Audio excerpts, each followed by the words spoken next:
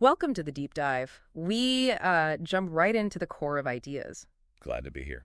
So today we're talking about introversion. We've got some personal reflections here titled Understanding Introversion, Limn, Conversation, and Inspiration. Right, and the idea is to get beyond the surface level, see Yeah. it from the inside based on these writings. Exactly. To really understand that experience, we want to, move past the common assumptions. Yeah, these pieces offer a really interesting first-hand look. They kind of push back against some typical ideas about introverts. And to help frame this, we picked a word for today, limn, Limn. Oh, interesting word. What's the connection? Well, it means to describe or portray something, often in sharp detail, like painting a picture with words. Okay, I see. So these reflections are trying to limn the introverted experience for us. Precisely. Outline it clearly. Got it.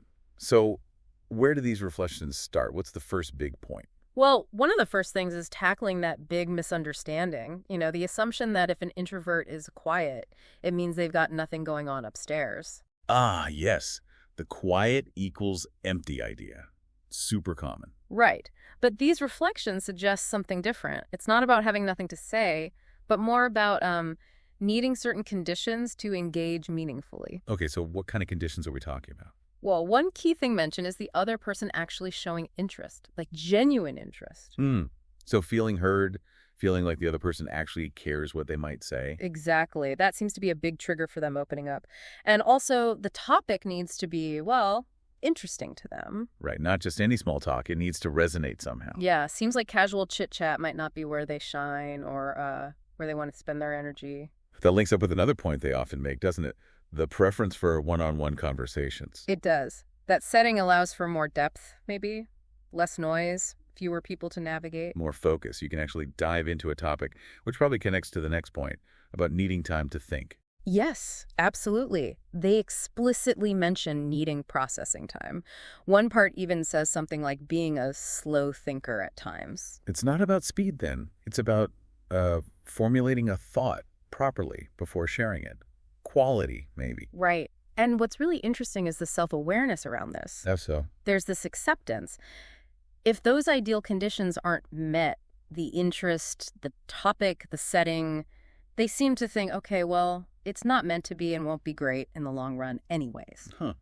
So it's not like a judgment on the situation, but more a recognition of their own needs. Seems like it. Not antisocial, just selective about where the energy goes. Makes sense. Yeah, it does. And there's that image they use, right? The loading icon. Oh, yeah. Someone standing in a busy place, maybe a party, with a spinning loading icon over their head. That's such a powerful visual. It really captures that feeling of internal processing happening while everything else is buzzing around you. Trying to catch up, maybe? Totally. And that leads to another strategy mentioned, preloading. Preloading conversations. What does that mean? It's like if they know they want to connect with someone specific, they might actually prepare things to talk about beforehand. Ah, okay. So thinking up topics or questions in advance. Yeah. It's a way to feel ready, to make sure they can engage the way they want to when the moment comes. Not fake, just prepared. It's proactive. Which kind of reminds me of the quote you picked out, Jack London. Right. You can't wait for inspiration. You have to go after it with a club. Huh. I like that. How does it connect here? Well, even though introverts might have these specific needs for, ideal conversation conditions, they aren't just passively waiting. They can be proactive. That preloading is like going after the connection with a club. Yeah. Their own way of making it happen. Exactly. Using preparation, seeking out those one-on-one moments intentionally.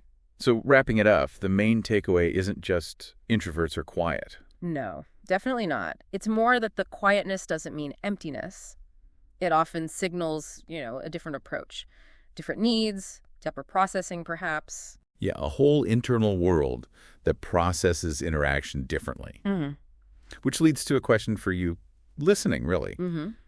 How might knowing this, really knowing this, change how you interact with people, maybe people you know who are more introverted? That's a great point. It makes you think, doesn't it, about creating space for all sorts of communication styles. Right. Could making that space actually lead to, deeper connections, more interesting conversations for everyone, something to chew on?